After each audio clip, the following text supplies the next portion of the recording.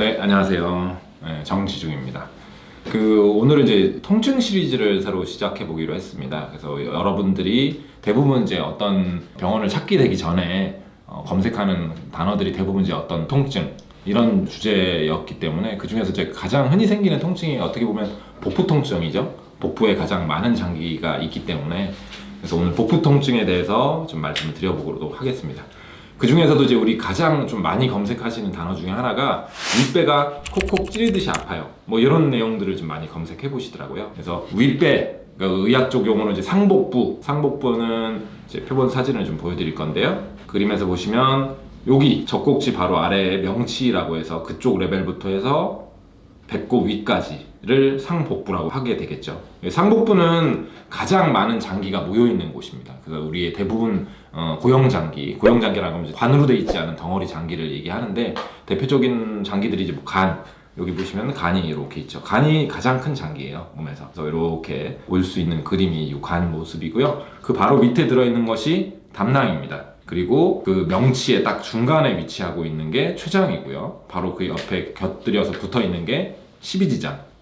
그 바로 위쪽으로 해서 위장 이렇게 하는 건데 요거는 이제 간단하게 이해를 돕기 위한 해부도이기 때문에 해부도는 사실 실제랑은 일치하지 않습니다. 이해를 돕기 위한 사진이기 때문에 실제는 이거보다 훨씬 더 복잡하게 생겼어요.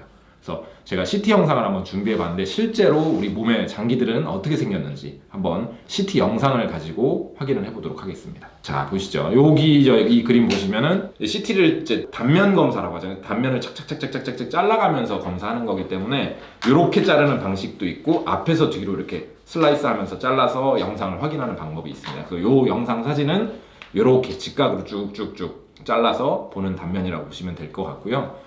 여기 보면 여기가 심장이에요. 심장. 이렇게 보이는 게 실제 간이에요. 그리고 그 밑에 들어있는 이 동그란 것이 쓸개, 담낭이라고 하죠. 담낭, 담석이 생기는 이제 위치고요. 그 밑으로 가면 이렇게 췌장은 굉장히 사람마다 크기도 다르고 모양도 다르고 위치도 조금씩 달라요.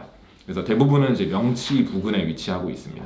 그래서 이렇게 굉장히 두부같이 물렁물렁한 연부 조직으로 되어 있어요. 이쪽이 췌장입니다. 그리고 이건 어떻게 보면 이제 상복부라고 하긴 그렇고 약간 등 쪽에 가깝기 때문에 이 상복부 통증에는 흔히 나타나지는 않습니다. 근데 그 위치, 상복부에 위치하는 거는 이 양쪽의 신장. 약간 이것도 높이가 왼쪽, 오른쪽이 조금 달라요. 왼쪽이 조금 높고 오른쪽이 약간 떨어져 있는데 요거는 앞쪽보다는 등가죽 쪽에 가깝게 붙어 있다. 후복막장기이기 때문에 등 쪽에 있는 게 양쪽 신장이고요. 그 다음에 이렇게 여기 지금 두 개 다 혈관이에요. 혈관. 여기는 정맥혈관, 여기는 동맥혈관. 동맥혈관이 이제 조영제가 들어가면 이렇게 하얗게 빛나면서 밝게 보이는데 여기가 이제 대동맥이죠. 대동맥도 이 심장부터 해서 쭉 타고 있기 때문에 상복부에 있는 대동맥에 문제가 생길 때 우리가 상복부 통증이 생길 수 있어요. 당연히 아래쪽에 생기면 하복부 통증이 생길 수가 있고 골반 쪽에 위치한 혈관에 문제가 생기면 골반 쪽에도 당연히 통증이 생길 수가 있죠. 그래서 이 대동맥은 위치에 따라서 상복부 통증, 하복부 통증, 골반 통증 등을 일으킬 수 있습니다. 자, 요거는 CT에서는 아주 심한 염증이나 종괴 같은 게 있지 않으면 사실 장 쪽에서 개실염이 생긴다거나 이렇지 않으면 좀 보기가 어려운데요. 관으로 돼 있는 장기들은 CT에서 정확하게 좀 보기가 어렵습니다. 그래서 여기 보이는 것들이 주름같이 이렇게 돼 있잖아요. 요게 이제 대장 모습이고요. 여기도 대장 이렇게 대장 이렇게 돼 있는데 지금 이제 일부 단면이기 때문에 이렇게 잘려서 보이는 거고요. 하얗게 보이는 것들은 소장입니다. 그래서 이렇게 이제 복부 CT를 찍으면 복강 안에 들어있는 전체적인 장기, 이 까만 것 다 내장 지방이에요. 이분은 조금 내장 지방이 많았던 분이었고 이런 것들을 CT에서 관찰할 수가 있습니다. 그래서 이렇게 이제 기본적인 복부 해부도를 이해를 하셨을 것 같아요.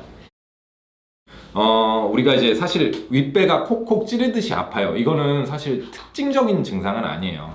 어떤 병에 대해서 특징적인 증상이 생기는 경우가 있습니다. 그런 경우에 이제 진단하기가 좀 쉬운데 사실 상당히 많은 퍼센트에서는 특징적이지 않은 증상으로 시작하면서 추후에 특징적으로 발전하거나 계속적으로 비특징적인 증상이 생길 수가 있어요. 우리가 예를 한번 들어볼게요. 간단한 예로 우리 심근경색 다 들어보셨을 거예요. 심근경색 하면 딱 떠오르는 단어 흉통이죠. 흉통. 근데 이제 우리가 모든 사람들이 이렇게 특징적인 흉통으로 나타날까요? 심근경색이? 그렇지 않습니다.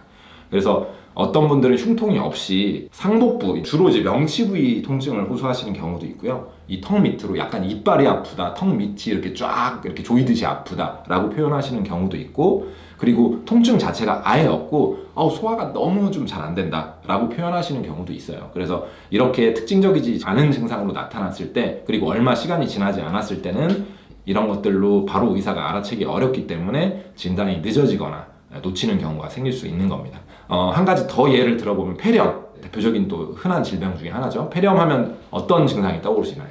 이건 뭐 경험해 보신 분들은 잘 알 거예요. 대부분 고열과 기침가래가 아주 특징적인 증상이죠. 그래서 우리가 고열과 기침가래가 3, 4일 이상 이런 증상이 생겼다고 하면, 그런 상태로 의사를 방문했다면 엑스레이 촬영이나 이런 걸 통해서 폐렴이 있는지 이런 것들을 감별해보고 쉽게 진단할 수가 있겠지만, 그렇지 않은 경우도 상당히 많다는 거예요. 열도 전혀 없고 기침가래도 전혀 없고, 이 폐는 굉장히 크기 때문에 요만큼이 폐거든요. 요만큼이 폐인데 여기에 폐렴이 생기면 여기가 아플 수가 있고, 요쪽 상흉부에 폐렴이 생기면 어깨 축지가 아플 수가 있고, 그 다음에 등 쪽으로 하면 등 부위가 아플 수 있고, 그래서 처음에 정형외과를 방문하시는 경우도 있어요. 그래서 이렇듯이 어떤 질병이 생겼을 때 우리가 아주 흔한 전형적인 특징적인 증상이 생기는 경우는 절반 정도, 나머지는 좀 시간이 지났을 때 전형적으로 바뀌거나 아니면 계속 비특이적인 증상으로 지속되는 경우가 많기 때문에, 증상만 갖고는 기본적으로 정확하게 진단하기 어려운 경우가 많고요. 그래서 제가 여기서 일단 먼저 짚고 넘어가고 싶은 부분은, 그래서 우리가 증상들이 좀 지속될 때, 하루 이틀이면 뭐 간단한 컨디션 저하로도 증상들이 생길 수 있기 때문에 일주 이상 어떤 증상들이 비특이적이지만 지속된다고 하면 의사를 만나서 이제 검사를 해봐야 되는 이유가 되겠습니다. 그래서 우리 흔히 상복부에 생기는 통증의 원인들을 빈도가 좀 흔한 순서대로 한번 알아보도록 하겠습니다. 네, 이제 윗배가 콕콕, 상복부가 아플 때 생각해 봐야 되는 질병들을 빈도 순서대로 말씀을 한번 드려볼게요. 그래서 우리가 가장 흔한 게 생기는, 우리나라가 좀 대표적으로 위궤양 굉장히 많이 생기세요. 그 이유가 뭐냐면, 위궤양이 생기는 원인들이 좀 여러 가지가 있는데, 헬리코박터, 그 다음에 진통소염제를 많이 드시거나 음주를 많이 하시거나, 그리고 굉장히 심한 스트레스를 받거나, 이런 것들이 이제 가장 흔하게 위궤양을 일으키는 원인이 되는데요. 우리나라가 헬리코박터 감염률이 굉장히 높은 나라예요. 그로 인해서 세계에서 위암 발생률이 1위 국가입니다. 그러니까 위궤양도 굉장히 많이 생기죠. 헬리코박터가 이제 위궤양과 위암의 가장 중요한 원인이 되겠습니다. 그래서 우리나라는 헬리코박터가 많은 나라이기 때문에 위궤양이 발생하는 분들이 꽤 많습니다.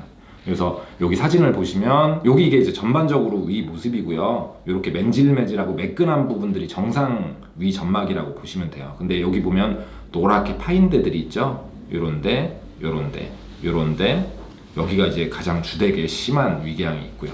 보시면은 이게 입병 났을 때 우리 이 점막이 이렇게 하얗게 파이잖아요. 그게 좀 아주 심해지면, 움푹 파일 정도로 심해지면 그걸 궤양이라고 합니다. 그래서 이런 점막에 뭔가 염증이 생겨서 점점 심해져 가지고 염증으로 끝나지 않고 점점 점막이 깊숙이 파여 들어가는 거를 궤양이라고 하죠. 근데 위는 두께가 한계가 있겠죠. 어느 정도 이상 파여 들어가다 보면은 뻥 뚫리거나, 아니면 밑에 혈관층까지 파이다 보면 혈관이 건드려지면서 궤양 출혈이 생길 수가 있는 거예요. 그래서 위궤양제 합병증으로 천공이나 궤양 출혈 같은 위험도도 이제 동반할 수가 있습니다.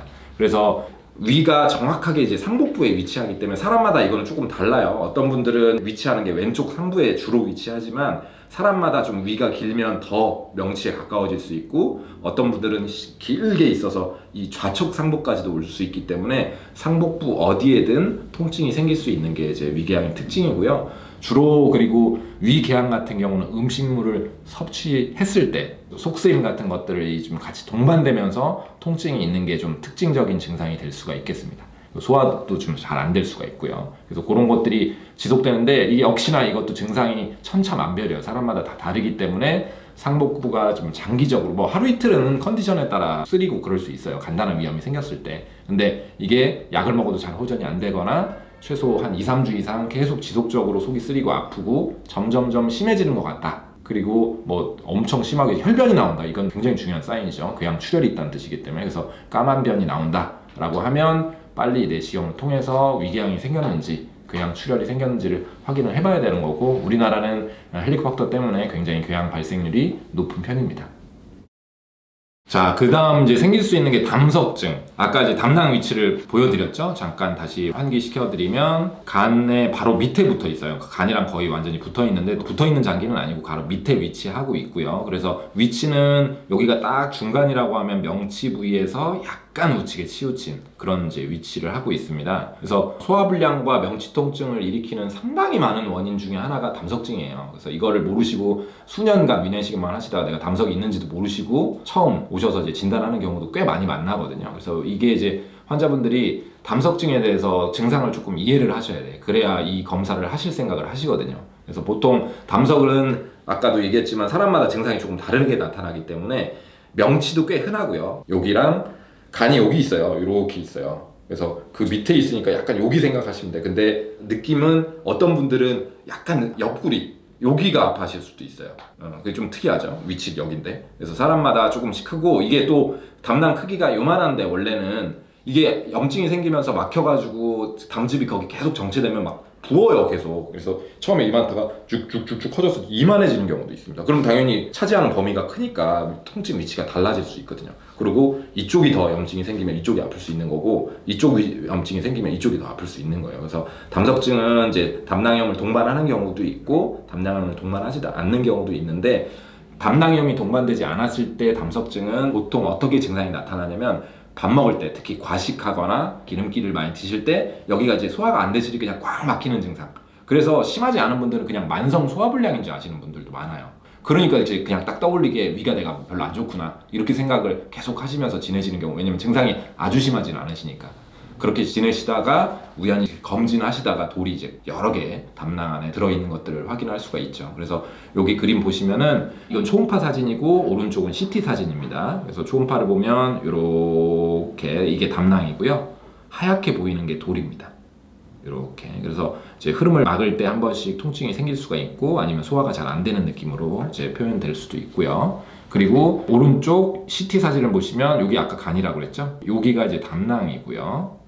하얗게 보이는 게 역시 돌입니다. 그래서 일반적으로 우리가 이제 CT를 찍으면 다 나온다 이렇게 생각을 하시는데 이 담낭은 성분이 조금 나뉠 수 있어요. 칼슘을 많이 포함하고 있으면 CT에서 이렇게 하얗게 잘 나오고요. 칼슘 성분이 잘 동반되어 있지 않은 경우에는 방사선이 그냥 바로 투과되기 때문에 CT에서 관찰되지 않는 돌이 한 5% 정도 있을 수 있어요. 그래서 이런 경우에는 꼭 증상이 담석증 같은데 CT에서는 안 보인다. 초음파를 꼭 같이 보셔야 됩니다. 초음파는 안 보이는 경우가 굉장히 드물거든요. 근데 초음파에서도 안 보이는 경우가 1% 있어요. 그러니까 우리가 증상이 굉장히 의미 있게 있고 그리고 영상은 정확하게 나오지 않는다면 수술이 필요한 경우도 있어요. 그래서 수술해보고 까보면 돌이 들어있는 경우, 칼슘 성분이 많이 안 들어있으면 영상에서 잘 안 나오는 경우가 있기 때문에 그렇습니다. 그래서 그런 경우에는 증상이 좀 저명하면 좀 경험 많은 의사랑 상의를 하셔서 이게 담석 증상이 가능성이 있겠는지 한번 상의해 보시는 게 필요하고요. 위치는 여기 명치부터 이 상복부 오른쪽까지. 왼쪽은 잘 없어요. 주로 명치부터 오른쪽 이 상복부가 아플 수 있는 게 담석증의 특징이고요. 통증이 아니더라도 오랜 기간, 특히 과식이나 기름기를 드셨을 때 소화가 잘 안 된다. 이런 경우에 담석증을 의심해 볼 수 있겠습니다. 자, 궁금하신 내용이 있으면 댓글 달아주시고요. 오늘 내용이 유익하셨다면 구독, 좋아요, 알람 설정 부탁드리겠습니다.